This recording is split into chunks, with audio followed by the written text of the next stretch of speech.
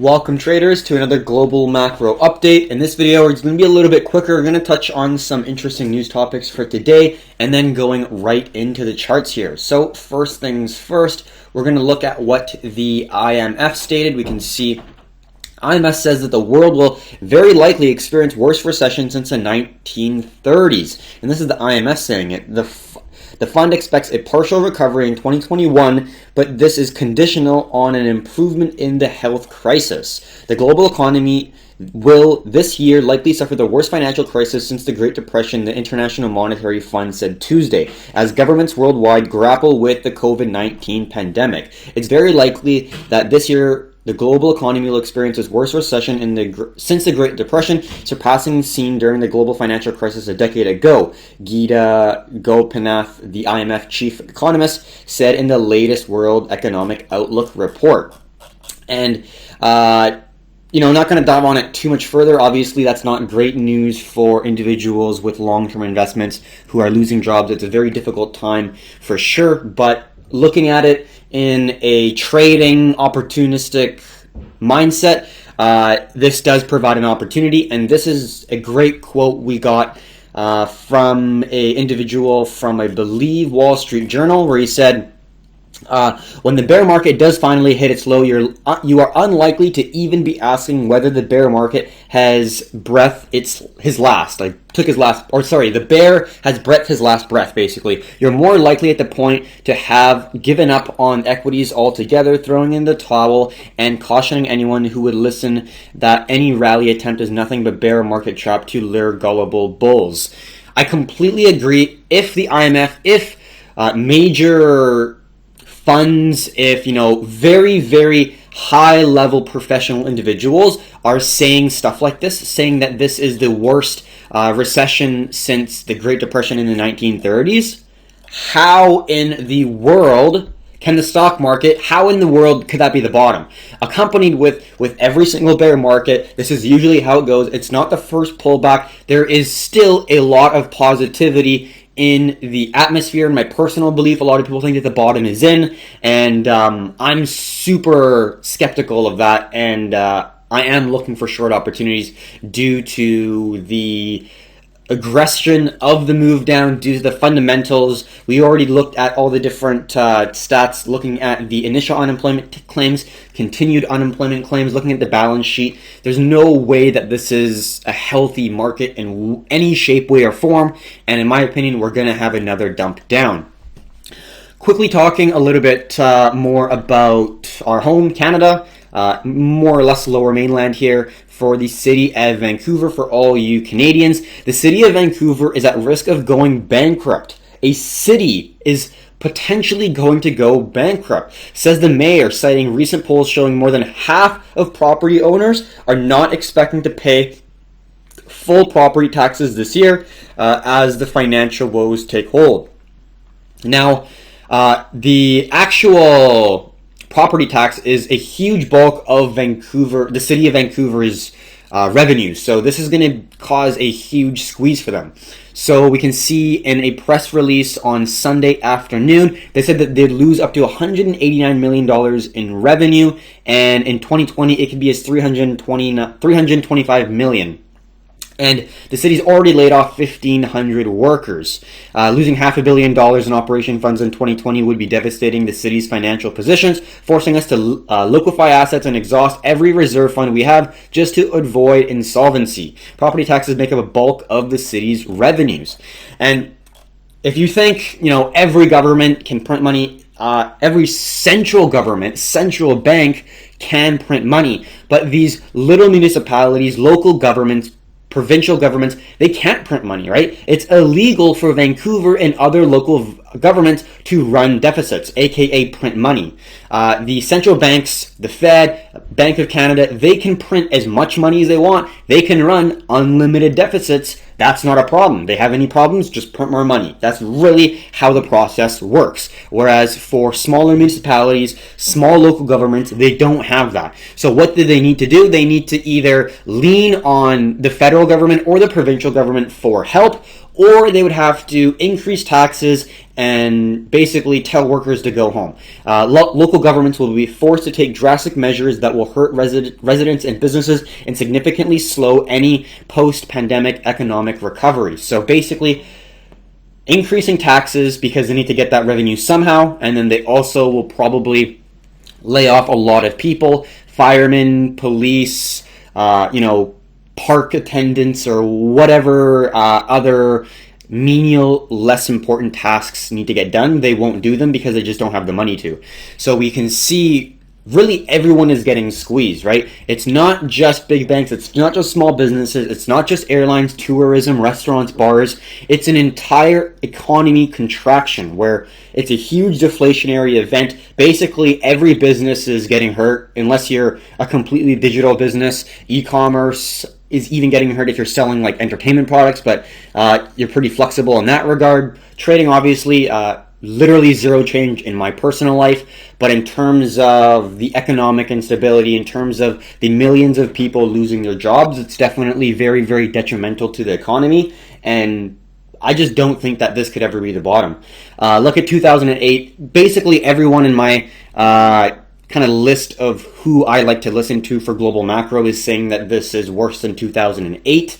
And 2008, we had a 55% market correction in the stock market. In 2001, the dot-com crash was around 50%. Our low was 30%, which means that unless the Fed is going to do the unthinkable and literally print as much money as they need to prop up the stock market, which in theory they can, I think, do that. Just print as much money, keep the stock market afloat, but that will cause, in my opinion, inflation. Yes, the stock market will be able to maintain its value, but all other asset prices and prices in general will be going up. So, yes, we might not get that short we're looking for with the SPX, but if the government does go ahead and basically provide unlimited QE to keep the stock market afloat, I think the inevitable, which is inflation, will happen. So in that pathway, in that journey, I guess, there would be a huge opportunity in gold, silver, and cryptocurrencies due to the fact that they have a fixed supply and you can't print more of them, and people will recognize that. That's one road that we could take. Another road we could take is, in my opinion, is a more deflationary approach where the Fed is unable to actually prop up the stock market. We do have that major market correction we're looking for our opportunity to the downside, and we capitalize on that. But then the difficult thing is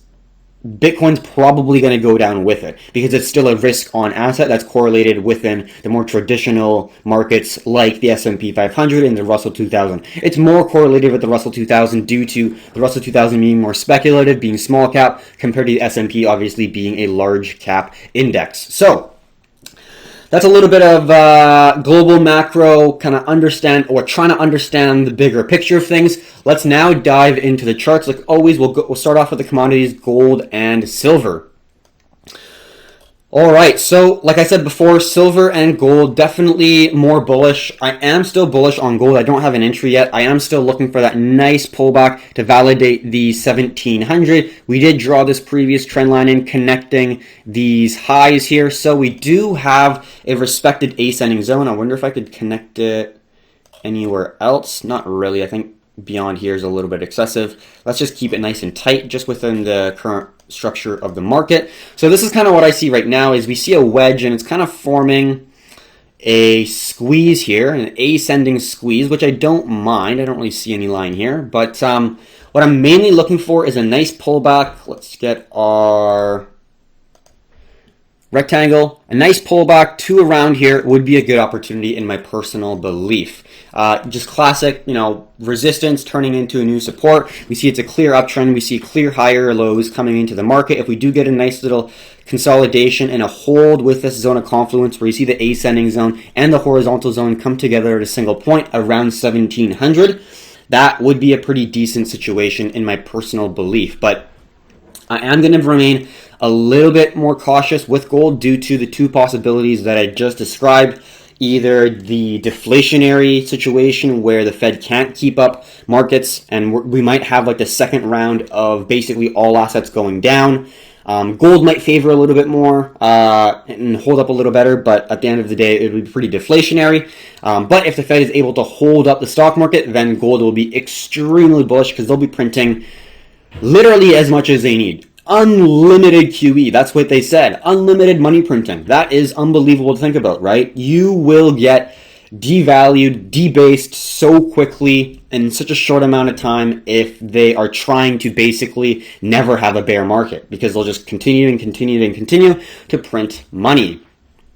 All right, so very, very simple analysis on gold. Let's quickly look at the daily here and understand why we're thinking about this possible zone for a buy. So looking on the daily chart, we talked about this yesterday. This is the previous resistance, previous resistance, previous resistance. We see a market structure higher high, and then we just connect the higher highs to put a potential resistance, which we obviously are rejecting off of right now. And now we're pulling back to validate the previous resistance as a new level of support. We didn't really see any validation yet of this previous resistance around 1700. So I am looking for a validation of this zone of a new level of support before we make a move up to around 1800, which is our next level of supply. I'm definitely looking bullish, but it's a little bit worrying because we do have this wedge pattern, and I think we could see another potential move down, but at the end of the day, I'm going to keep it simple. I'm going to trade with the trend, and this does still look like a pretty valid pattern for an opportunity in my personal belief. But yeah, at the end of the day, we'd still want to see validation of buyers within this zone before we look to long. And also looking at market structure, in my opinion, this does look like a nice reverse head and shoulders. Let's say this is the breakout point. You see a nice left shoulder, head, right shoulder, and now we're around here. We're looking for that nice pullback to create the higher low. This is a low, higher low, before the impulse move to the upside. So we can see right here, this is the left shoulder, head, right shoulder, breakout, pullback of the $1,700 resistance, new level of support, would be a good opportunity in my personal belief to look for a long opportunity. But at the end of the day, we don't see it just yet, so we're not going to take action. But with all this money printing on the more longer term outlook, I'm super bullish on gold, extremely bullish on gold and silver, because they are going to be where investors are going to turn to for safe haven assets. Bitcoin is still a bit of a speculation, but I do think that it will gain a significant amount of traction. Because digital gold, in my opinion, is just a better version of it. Obviously, some people don't agree, but that's just my take on it. So that's gold. Very simple, not too difficult, not too complex in terms of what we're looking for. On the 1 hour time frame, we see a nice little minor zone of support sitting at 1710. We can just see that right here, but we are creating a series of lower highs, like so. So we could get a little squeeze here, which I wouldn't mind, pushing the price down to around 1700, and then we get a nice little move back up here. That would be really ideal. So let's get our snip here. So we understand that this is a strong level of demand. What we're looking for is ideally to see the price continue this descending zone, creating a descending triangle pattern. We see a minor level of support. It'd be good if we see a dip below and then a break, pullback, and then explosion. We'd be looking really aggressively to enter on that pullback after we get the recovery below our minor level of support. That, in my opinion, would be a really good opportunity because we see it break a market structure support, which should be a little bit bearish, but if we get a recovery, that recovery will signify the strength from the bulls. So in my personal opinion, that's what I'm going to be waiting for. Very kind of similar to this, where we see, let's just make that a little bit cleaner. We saw a descending zone like this. You initially saw a support turn into resistance. Once it validated the previous resistance support, when it validated the support into a resistance back into support right here, that is a really good opportunity in my personal belief. And then you got a huge move up after that. So kind of the same sort of structure where we get these nice wavy patterns kind of like that. So being able to enter at the completion where you have the highest probability break would be a good opportunity in my personal belief. So we are bullish on gold. We're looking for opportunities, but as of right now, I don't really see anything that I'd like to enter, but we're always on the lookout. That's going to be gold. Let's look at silver. Silver, like I said, is not something I really want to be entering just yet. Still looks a little bit too bearish. Look at the weekly. We see a series of lower highs. We did get a higher high from here, but looking at the structure of the market, we see that there is high, lower high, lower high, lower high, lower high, all these lower highs pushing the price down, and I'm just not convinced that we are going to make a massive recovery, and I'm just not really looking to enter silver right now in a personal belief. I just think that if we are looking for any bullish opportunities, gold will be a much better bet than silver. And if we're looking for bearish opportunities, silver is going to be a better bet, but I'm not really looking for any bearish opportunities yet on silver. I don't really see it give me any opportunities to have a high probability situation.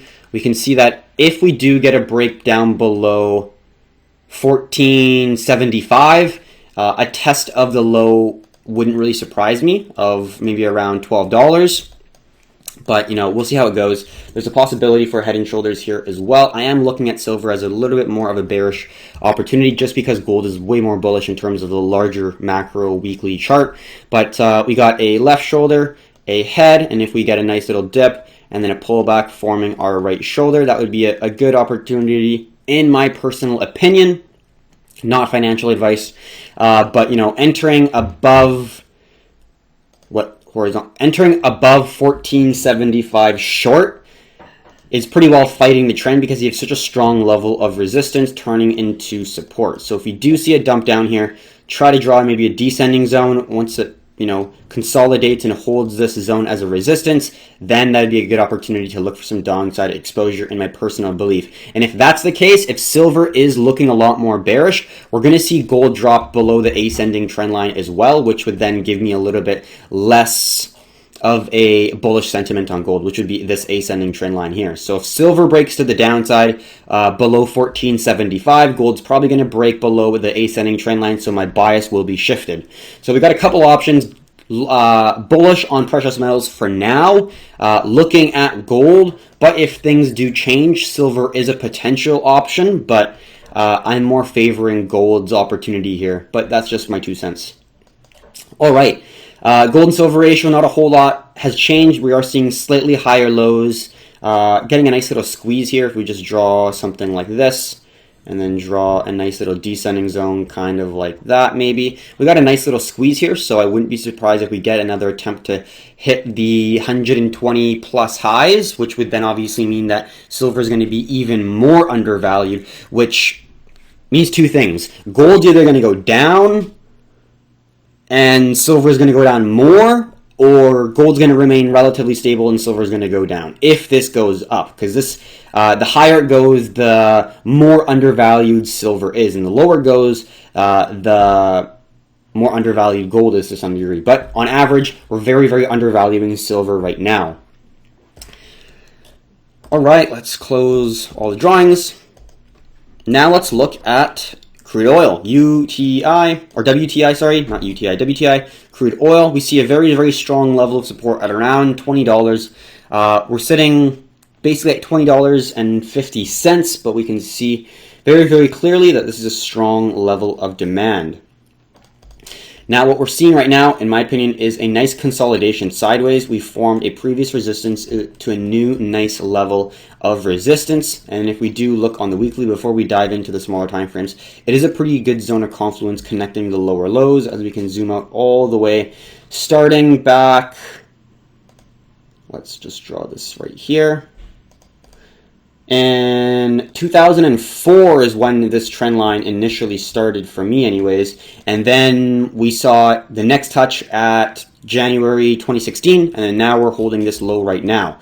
So we can see that this is a strong level of support for our confluence, so we have to understand that. Now diving into the smaller time frames, how we're going to be viewing this market is now a consolidation. We have broken the descending zone, or the descending structure of the market, because we've held a low, held a low, held a low. This was the true test. This squeeze We got a bit of a short squeeze here where the shorts got out of the market. FOMO people started entering in and pushing the price up. And we did hit our major level of support at around $28 to $30. First, it was a support turned into a resistance validated by this double top. And now we are testing the support, and now we're just going in a sideways consolidation in my personal view. Doesn't mean that we can't go higher or can't go lower, but right now we're just forming a nice consolidation sideways. So how I'm going to view the market is we're going to be looking to buy here and sell up here, right? That's basically how I'm going to be viewing it. We could draw a descending zone. In my opinion, that's way too early. We could see another pop and then another second pop. And then once we see one, two, maybe a third or a fourth, and then we still see it squeeze, that would be a high probability like we saw here.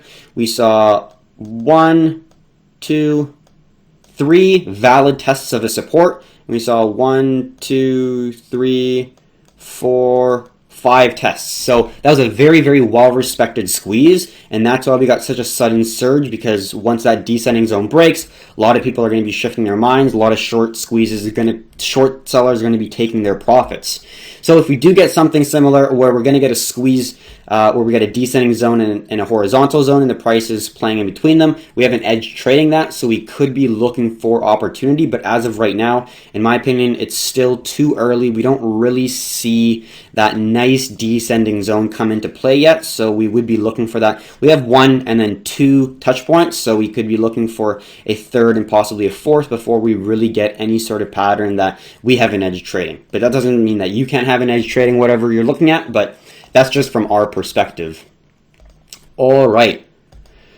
That is going to be the commodities for the day. Now let's go on to the indices and a little bit of Forex here. So first, let's talk about the daily chart here on the SPX, and then we'll go over the more smaller term time frame, and then we'll end off with the US dollar index, which is in relation with our trade for the SPX short.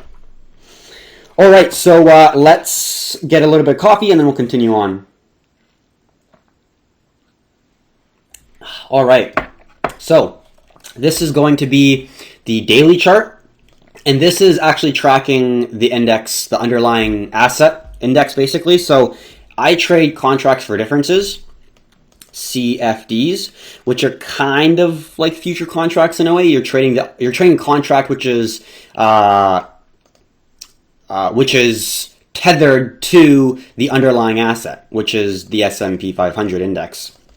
But, you know, you can use whatever instrument you want. I like to use contracts for differences, but hey, everyone is different. So going back to the daily chart, what are we looking for? We're looking for a retracement to the 61.8 fib level or 50%, and we got the high, the swing high and the swing low right here. Remember earlier in the video, we said that the IMF, other thought leaders within the economic community are basically saying that this is going to be way worse than 2008. This is 1930s level, Great Depression level, and this is only a 30% drop from top to bottom. 2008 was 55%. And 2001 was 50%, and this is only 30. So I just don't understand why so many people are bullish. But obviously everyone has their own viewpoints. Everyone has their own reasons. I'm not going to say that you're right, I'm wrong, you're right, whatever the case may be.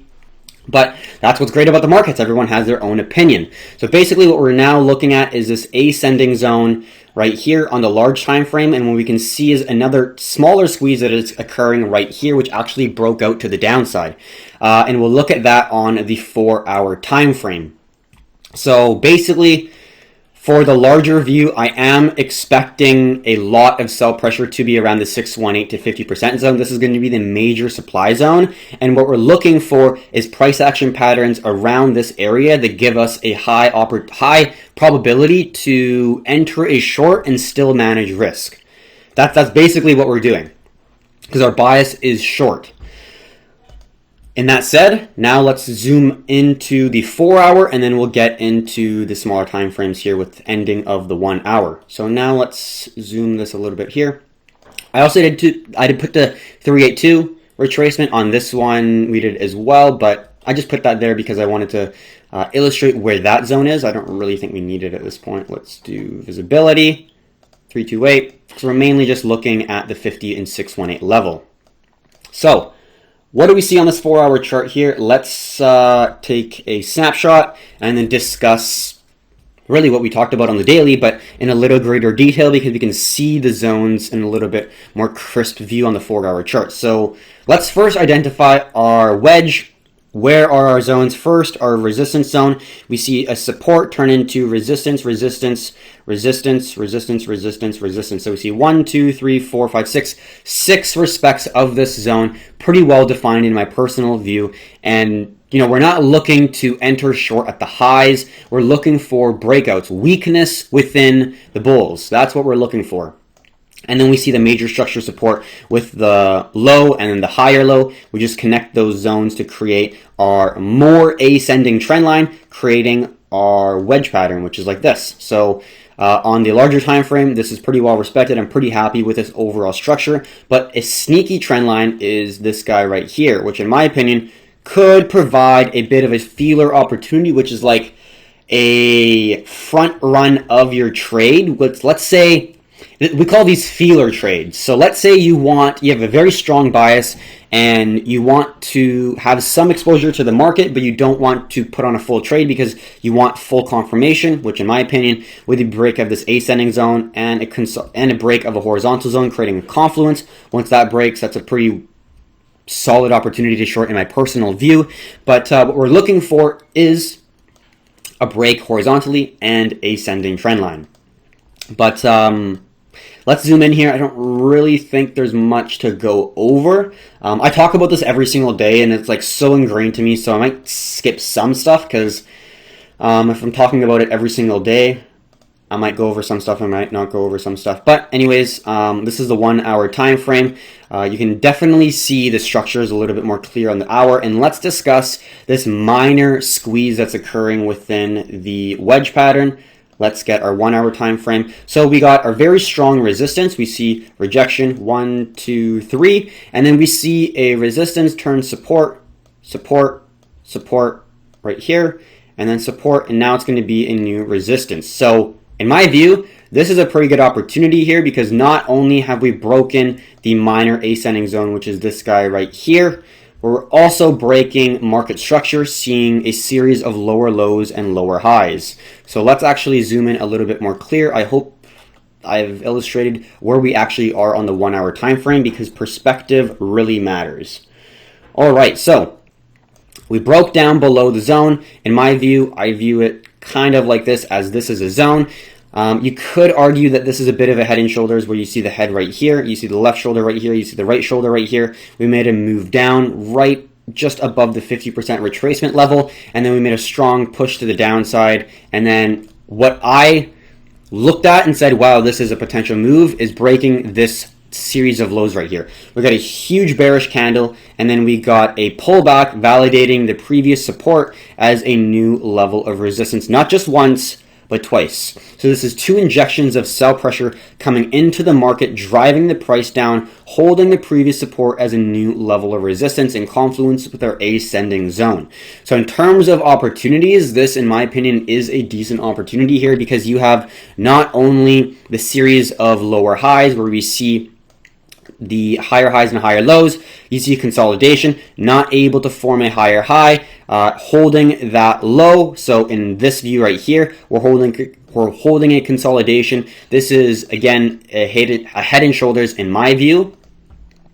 So then we broke down below the support, and now we're testing the ascending zone and horizontal zone as a key level of resistance. So it's looking decent. Looking at the 4-hour chart, let's just quickly take a look here.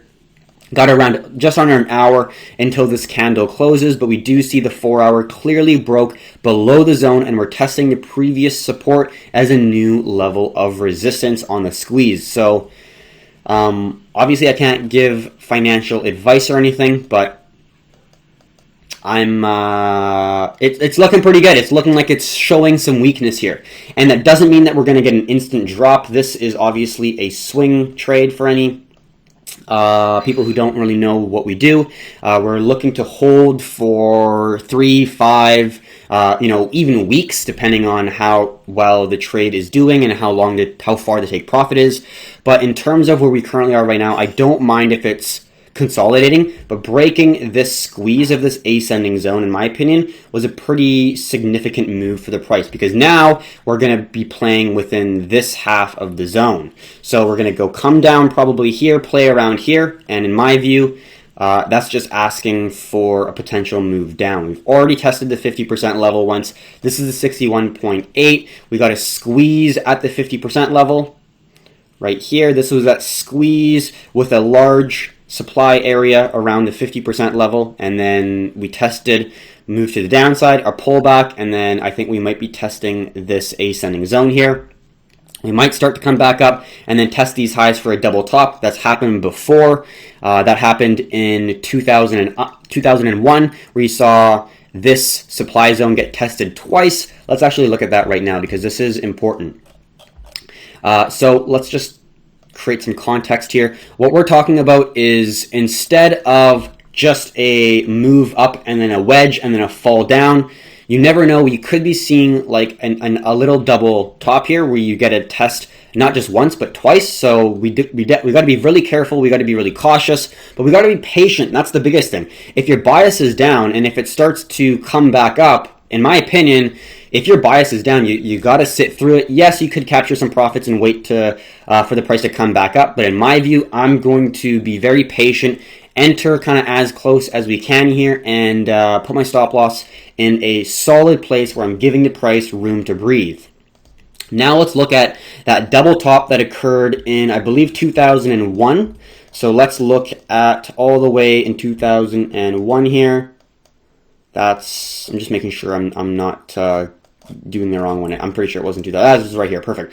Okay, so I'm sure you know our structure that we're going off of. If you don't, here is a quick refresher of the structure we are looking to implement, basically, within the bear market that we're going to have. Within 2001 and 2008, we had the same structure play out in front of our eyes. We have a long run up. This is the bull run. This is the bull run. And then we saw a massive push to the downside. We're calling this P1. P1. We don't need to trade P1. Nope, don't need that, right? And then we have C1. And then we have P2. So this is P2. And this is C1. Correction 1. And then we have correction 2. Correction 2. And then we have P3. Pushes 1, 2, and 3. Correction 1 and correction 2. Let's go like this so everyone can see on the TikTok. So what we're looking for is, we've already done P1. P1 is going to be, let's say, the first pullback, right? And we're looking for the 50 or 61.8. 61.8 is here, and the 50 is here. And we're looking for that retracement, and we're looking for weakness at the 51 to 61.8 retracement level on both C1 and C2. So let's overlay on the actual structure of 2001. Even if we just go and like replay it all the way back here and we don't even see this push up, where is the nearest major swing highs and lows? Very simple to understand, right? Let's look at 2001. Major swing high here, major swing low right there. Where do we put our fibs? That is exactly where we put them. Right, like so. So what can we see? So we're looking for, this is C2, right? So, I just did that. So let's just do that again. So we're looking for this pullback. This is what we see, right? On this pullback. But what we can see on the pullback is actually a double top, where we get not just one pullback, where we get a second one. So this is initially what we're seeing right now. And then we're drawing a trend line. And you could, I guess, argue this is somewhat of a squeeze. Let's just say that's a squeeze. And you don't see any of this. And let's just see that you see a breakout. You're going to assume that it's just going to continue downwards because it's a push, exhaustion, push. But you don't get that. You see the price hold previous levels of support or resistance, and you see it come back up. Now, this might occur within our structure. And because we've seen it happen before, we're going to assume that hopefully we hold this supply zone at 61.8 to 50%. We've seen it double top before. We've seen the bulls attempt to push the price back up to the highs and break it, but the supply did hold. The bears were able to keep the hatchet down and push the bulls further down. So we have to be all right with having some drawdown, in my personal view, if you're looking for that next leg down. But entry is key. Entry is very important. So like looking at this zone, once it breaks that zone would be a good opportunity, but then at the end of the day, you're wanting that stop loss well above the high in case of that retracement. You don't want to be taken out and then missing that huge P3 or P2 move that we're looking for. So in that said, that's basically the analysis for the S&P. Let's just zoom all the way out and go to our trade all the way up here. And we can see we could form it. Obviously, we don't have a crystal ball. We don't exactly know. But in terms of opportunities, it's looking like a pretty good opportunity slowly coming here. I am definitely bearish. I am looking for shorts. I am looking for opportunities to partake on the downside exposure. So take that with what you will. I am definitely thinking that we're going to get another leg down. I don't really have much more to say on that. So now it's more talking about the relationship that different asset classes have. So let's say that our thesis is correct and the S&P 500 is going to go down. Now we have to remember, every single US stock, every single commodity, basically, coffee beans, gold, silver, oil, is paired with the US dollar, right? So if there's a big sell-off in equities, let's say the S&P falls, well, this means in order to sell an equity, you have to buy the US dollar, right? That's how the relationship works. And it's not just US equities. It is gold, it's silver, it's oil, it's a lot of commodities. Just those are some of the ones, right? But the US dollar is the world reserve currency. So what this means is that's going to be how a lot of transactions are going to be based on. So you give me this product or service, I'll give you dollars, because if there's a bunch of different currencies, it's really hard to compare. But if we have this one currency that a lot of people use, the US dollar, well, then that makes trade a whole lot easier. And that's currently what's happening, is when we see these big dives in equities, in commodities, you're going to see the US dollar push up because of the fact that people need to buy the dollar to get out of commodities and equities. So let's now look at the US dollar. This is going to be the DXY, which is the US dollar index, comprised of around, not exactly, but 60% euro, 15% yen. There's some GBP, there's some Swiss franc, there's some krona, and I don't exactly know, but basically the major ones are euro and JPY for the majority bulk of this, because you have to compare something with something, right? Many people don't even know, like with equities, is let's say you're buying Amazon stock. You're comparing it to the US dollar. Let's say you're buying real estate. You're comparing it to the US dollar, right? So when you see these massive price appreciations over decades, it's not just that stock and the value of the company going up. It's also the devaluation and the debasement of the US dollar. So like let's say you're looking at gold. It's not like the value of gold is increasing. It's just the value of the US dollar is decreasing, which is making the amount of units it takes to convert dollars into gold more and more and more and more. Same as real estate. Yes, with more people on the population, with less space to live, with more people, real estate will go up. Just simple fixed supply with the amount of real estate and growing number of people. But looking at it in the same boat, right? If you sell real estate, you're going to convert into your native currency if you live in a first world country. So you got to take that into consideration, and understanding that relationship, we can see that the DXY is looking like it could break out here. Let's first initially go down to the daily time frame, because we really want to understand the longer term chart. We see that we had a massive volatility event that occurred from February 19th to March 6th. We got a massive bearish move, but really soon after the market had a meltdown, the US dollar just absolutely skyrocketed, going from 95 all the way to 103. In a plus 8% move in the FX markets is absolutely massive. So what do we see right now? In my opinion, we see a pretty significant squeeze on the daily chart. We can see it is creating lower highs and higher lows, squeezing the price closer to the apex of the pattern. Let's go to the 4-hour chart for a little bit more detail. Let's get our snip here, and we see that descending zone is well respected. Anchor point, we see 1, 2, 3, and then we see 4, 5, well respected descending zone. We also have a horizontal zone kind of midway within the pattern, and then we have our structure low, which is creating higher lows. So it's looking pretty good overall. One thing to note is a wick right here. So we did break on the 1 hour and close above the zone, which was pretty bullish, but the 4 hour did close below the market structure low, which is around 99.55. So if we start to get the price to actually hold above that zone, I am going to assume that there's probably going to be a shift in trend, testing at least 101, maybe even the high of like 103. But with these massive moves, you know, we're probably going to, there's a lot of room to retest. So we might not retest the very top, but, you know, when we get these massive pushes to the upside, there's a high probability of it retesting this zone here. Again, we saw the exact same thing in gold. So understand the huge move up, the consolidation, and then the retest of the highs. Gold did this exact thing. Let's just jump to the 4 hour time frame.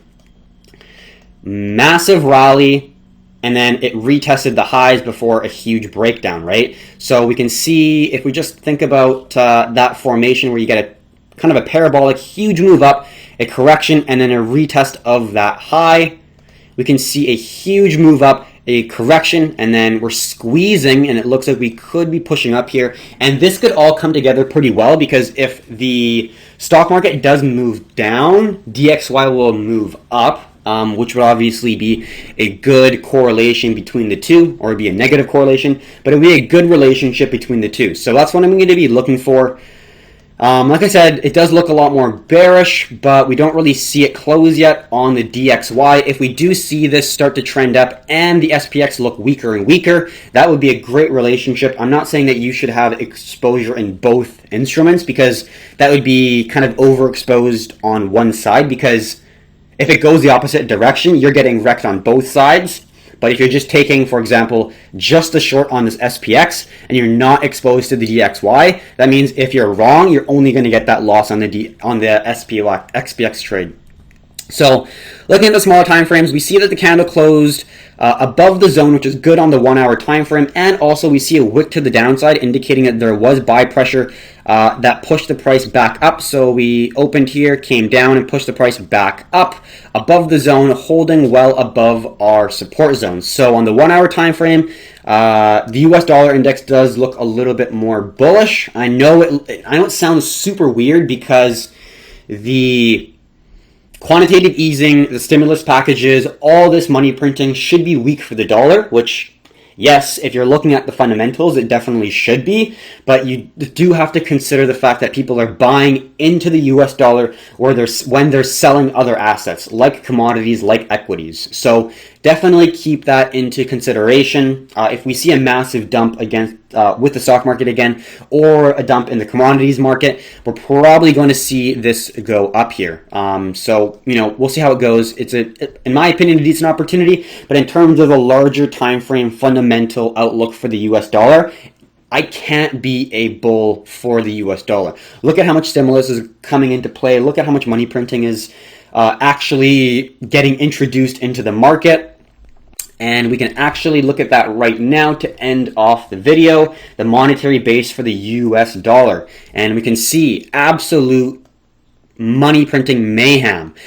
We've hit the high. We broke the high of 2015, when we tried to normalize the balance sheet a little bit, when we were reducing the amount of the US dollars in supply, so reducing the monetary base. And then recently, obviously, we've just seen an absolute uproar in the amount of US dollars that are being created out of absolute thin air, because the government can. Mind you, central government, not municipal, not local, only central banks, because They are just wanting to be in power. I don't agree with it. I don't think that they should have that much power. But if you control the monetary supply, if you control the amount of money in a economy, you basically have almost complete control. You know, if you can print value out of thin air, it's a pretty powerful tool, and you do not want to let go of that. So check out the crypto market update. We talk more about that within the crypto space, because obviously that's more related with trying to keep privacy, keep anonymity, keep freedom, because with talk of central bank digital currencies, more censorship, it's definitely going to be a hot topic that, in my opinion, should be talked about, because the governments will try to inch ever so slightly, a little bit every single day, take more and more of your freedoms and liberties. That's what they want to do. They want complete control, right? Why would you not? If, not to be super pessimistic, but if a lot of people are living off of welfare or unemployment insurance, like as a government, you have complete control, right? You have food rations, you fix how much price of goods should be. That's a polar opposite of free market. I don't want to live in that society, and I'm sure a lot of you don't either. So what we need to do is understand that in these difficult times, the government will try to take our freedoms and liberties, and we need to fight for them if they are stepping too many boundaries. Now, I do agree some of these things should get implemented, but at the end of the day, governments will always try to have more power, and I don't agree with that at all. I think that true capitalism is really the best way to go about doing things, and government meddling will only make things worse. I know some people might not agree with me, but yeah, like 2008, little bit of a random discussion, but this is basically the end of the global macro update.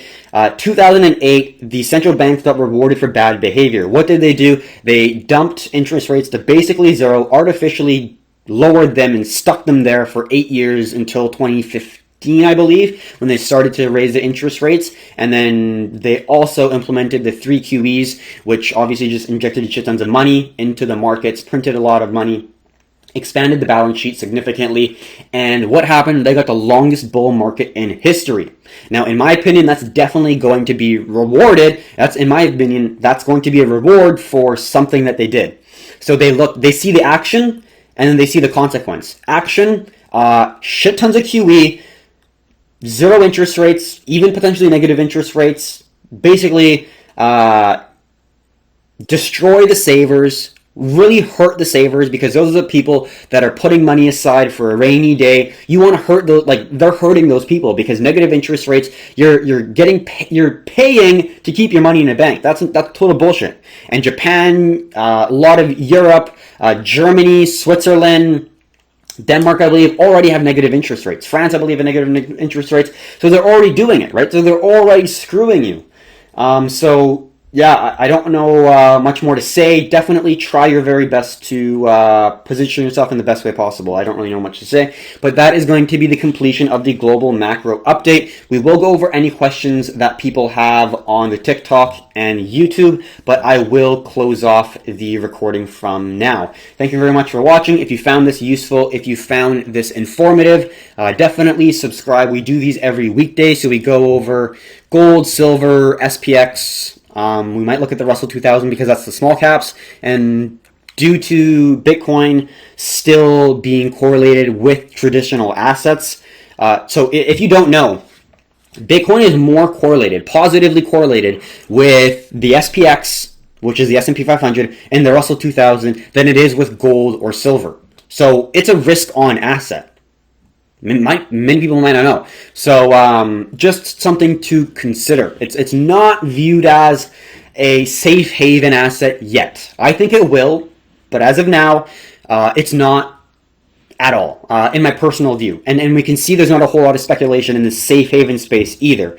In my view, we can look at that and understand that there's not a whole lot of speculation there yet, because silver is not performing nearly as well. Silver is actually not doing very well at all compared to gold, and silver is going to be the asset and the instrument that speculators use in the precious metals market when safe havens are hot, when inflation is running hot, right? So silver, in my opinion, is going to be a higher price appreciating asset than gold. But right now it's not, because there's not that much positive, or there's not enough positive sentiment in the precious metals market. There's not enough worry about inflation, I guess, or just uncertainty in the market because the stock market's rallied so much. Everyone's like, wow, that was a bottom. It was like 2018. It was like 2016. It was like 2015, where we have these massive V-shape rallies. I don't think it's going to be like this time. We can look at the rallies here. Just quickly looking at 2018, massive V-shape rally, 2015 and 2016, massive double bottoms, V-shape rallies, and we're getting rewarded each time they're picking the bottoms. And right now, I think the people who are perma bulls are buying the bottoms and think that the bottom is already in, and they're basically going to provide liquidity. But yeah, we will see how it goes. Obviously, we've done an entire crypto market update and global macro update, so there's not much more to talk about. So that's the completion of the video. We hope you enjoyed it. I will keep this on and answer all questions. So thank you very much for watching, and until next time, happy trading, everyone.